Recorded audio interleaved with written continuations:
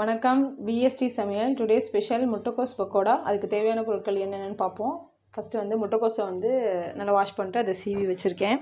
Next வந்து கடலை மாவு, பச்சரிசி மாவு, 1 கப் வெங்காயம், இஞ்சி பூண்டு பேஸ்ட்டு, மிளகாப்பொடி, உப்பு, மஞ்சத்தூள், பெருங்காயம், கருவேப்பிலை, சோம்பு, பூண்டு, கொஞ்சம் கரம் மசாலா பொடி.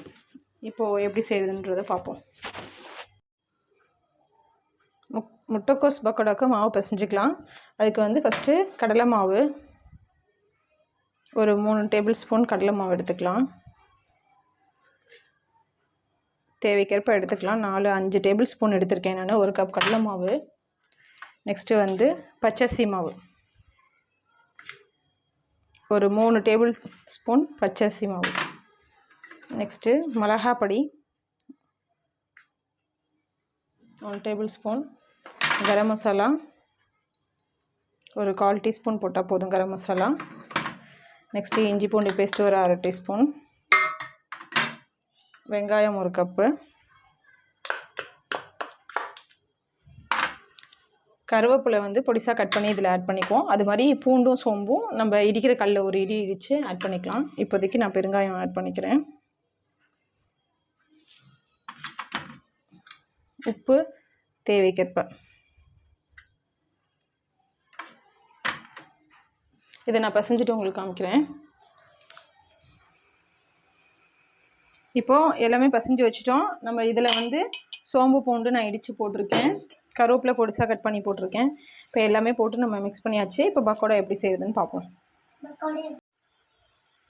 இப்போ சட்டி வச்சு எண்ணெய் ஊற்றி ஸ்டவ் ஆன் பண்ணிக்கலாம். எண்ணெய் நல்லா சூடாகட்டும். எண்ணெய் நல்லா ஹீட் ஆயிடுச்சு. இப்போ மாவு பிசைஞ்சு வச்சுருக்கேன். இப்போ இதில் சேர்த்துடலாம்.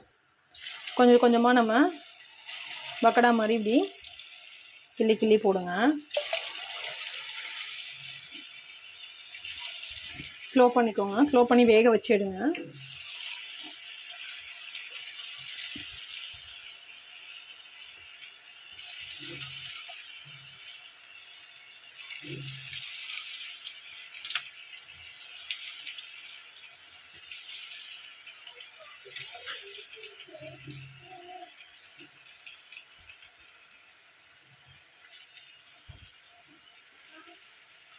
இந்த முட்டைக்கோஸ்லேயே நம்ம டிஃப்ரெண்ட்டாக நிறையா செய்யலாம்.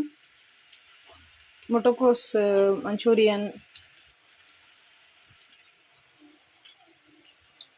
பக்கோடா, காளானுக்கும் முட்டைக்கோஸ் வச்சு தான் பண்ணணும். வேக வச்சு எடுத்துக்குவோம்.